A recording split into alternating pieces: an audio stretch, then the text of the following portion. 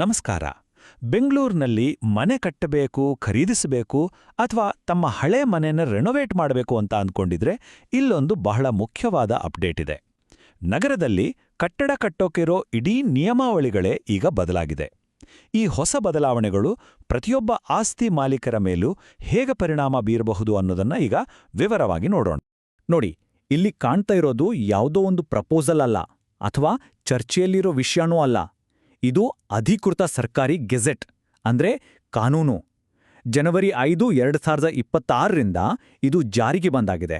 ಇದು ಹೊಸದಾಗಿ ಕಟ್ಟೋ ಎಲ್ಲ ಬಿಲ್ಡಿಂಗ್ಗಳಿಗೂ ಮತ್ತು ಹಳೆ ಬಿಲ್ಡಿಂಗ್ಗಳಲ್ಲಿ ಮಾಡೋ ಬದಲಾವಣೆಗಳಿಗೂ ಅನ್ವಯಿಸುತ್ತೆ.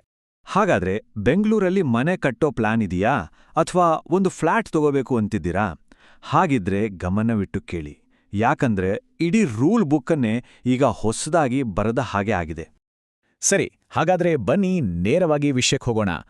ಮೊದಲನೇದಾಗಿ ಪ್ರತಿಯೊಬ್ಬ ಮನೆ ಮಾಲೀಕರ ಮೇಲೆ ನೇರ ಪರಿಣಾಮ ಬೀರೋ ಒಂದು ವಿಷಯ, ಅದೇ ಹೊಸ ಸೆಟ್ಬ್ಯಾಕ್ ನಿಯಮಗಳು. ಈ ಸೆಟ್ಬ್ಯಾಕ್ ಅನ್ನೋ ಪದವನ್ನ ಕೇಳಿರ್ಬೋದು. ಅಂದ್ರೇನು? ತುಂಬಾ ಸಿಂಪಲ್. ನಮ್ಮ ಸೈಟಲ್ಲಿ ನಮ್ಮ ಮನೆ ಸುತ್ತಲೂ ನಾವು ಕಡ್ಡಾಯವಾಗಿ ಬಿಡ್ಲೇಬೇಕಾದ ಖಾಲಿ ಜಾಗ, ಒಂಥರ ನಮ್ಮ ಜಾಗದಲ್ಲೇ ಒಂದು ನೋ ಬಿಲ್ಡಿಂಗ್ ಝೋನ್ ಇದ್ದಾಗೆ. ಇದು ಯಾಕೆ ಬೇಕು ಅಂದ್ರೆ ಮನೆಗೆ ಒಳ್ಳೆ ಗಾಳಿ ಬೆಳಕು ಬರ್ಲಿಕ್ಕೆ. ಅಷ್ಟೇ ಅಲ್ಲ, ಏನಾದರೂ ಎಮರ್ಜೆನ್ಸಿ ಆದ್ರೆ ಅಗ್ನಿಶಾಮಕ ವಾಹನಗಳೆಲ್ಲ ಓಡಾಡೋಕೆ ಜಾಗ ಬೇಕಲ್ವಾ, ಅದಕ್ಕೆ.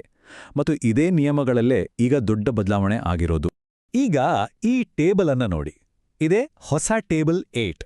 ಇದರಲ್ಲಿ ಒಂದು ಒಳ್ಳೆ ವಿಷಯ ಏನಂದ್ರೆ, ಚದರ ಮೀಟರ್ ಜೊತೆಗೆ ನಮ್ಗೆಲ್ಲ ಸುಲಭವಾಗಿ ಅರ್ಥ ಆಗೋ ಹಾಗೆ ಸ್ಕ್ವೇರ್ ಫೀಟ್ ಅಳತೆಯನ್ನು ಕೊಟ್ಟಿದ್ದಾರೆ. ಈಗ ನೋಡಿ, ಸುಮಾರು 646 ಸ್ಕ್ವೇರ್ ಫೀಟ್ನಿಂದ 1614 ಸ್ಕ್ವೇರ್ ಫೀಟ್ವರೆಗಿನ ಸೈಟ್ ಇದ್ರೆ ಯಾವ್ದಾದ್ರು ಒಂದು ಕಡೆ ಸೆಟ್ಬ್ಯಾಕ್ ಬಿಟ್ರೆ ಸಾಕಾಗತ್ತೆ. ಆದರೆ ಅಸಲಿ ಕತೆ ಶುರುವಾಗೋದೇ ಇದಕ್ಕಿಂತ ದೊಡ್ಡ ಸೈಟ್ಗಳಿಗೆ. 0.8 ಮೀಟರ್. ಇದು ತುಂಬಾ ಚಿಕ್ಕ ನಂಬರ್ ಅಂತ ಅನ್ಸ್ಬೋದು, ಆದರೆ ಇದರ ಪರಿಣಾಮ ದೊಡ್ಡದು. ಉದಾಹರಣೆಗೆ, ಒಂದು ಸೈಟ್ 1615ರಿಂದ 2690 ಸ್ಕ್ವೇರ್ ಫೀಟ್ ಮಧ್ಯ ಇದ್ರೆ, ಅಂದ್ರೆ ಒಂದು 13-55 ಅಥವಾ 13-60 ಸೈಟ್ ಅಂತ ಇಟ್ಕೊಳ್ಳಿ. ಈಗ ಎರಡೂ ಬದಿಗಳಲ್ಲಿ ತಲಾ 0.8 ಮೀಟರ್ ಅಂದ್ರೆ ಸುಮಾರು 2.5 ಅಡಿಗಿಂತ ಸ್ವಲ್ಪ ಜಾಸ್ತಿ ಜಾಗ ಬಿಡ್ಲೇಬೇಕು. ಮುಂಚೆ ಹೀಗಿರ್ಲಿಲ್ಲ. ಇದು ನಿಜಕ್ಕೂ ಒಂದು ದೊಡ್ಡ ಬದಲಾವಣೆ.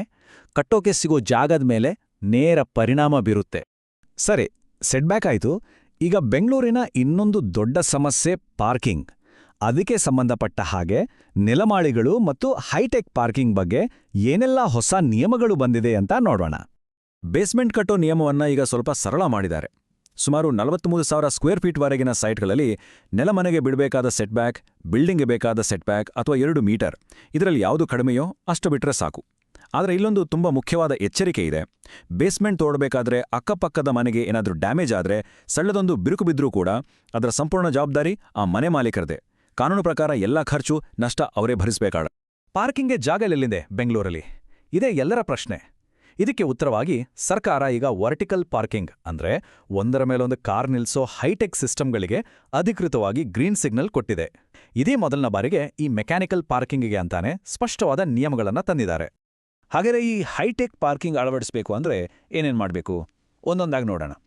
ಮೊದಲು, ಕಾರ್ಗಳನ್ನ ಮೇಲೆ ಕೆಳಗೆ ಸಾಗಿಸೋಕೆ ಹೈಡ್ರಾಲಿಕ್ ಅಥವಾ ಮೆಕ್ಯಾನಿಕಲ್ ಲಿಫ್ಟ್ ಇರಲೇಬೇಕು. ಎರಡನೇದು, ಜನರು ಓಡಾಡೋಕೆ ಅಂತಾನೆ ಒಂದು ಪ್ರತ್ಯೇಕ ಮೆಟ್ಲು ಬೇಕು. ಮೂರನೇದು, ಕರೆಂಟ್ ಹೋದ್ರೆ ತೊಂದರೆ ಆಗಬಾರ್ದು, ಮ್ಯಾನ್ಯುಯಲ್ ಆಗಿ ಆಪರೇಟ್ ಮಾಡೋ ವ್ಯವಸ್ಥೆ ಇರಲೇಬೇಕು.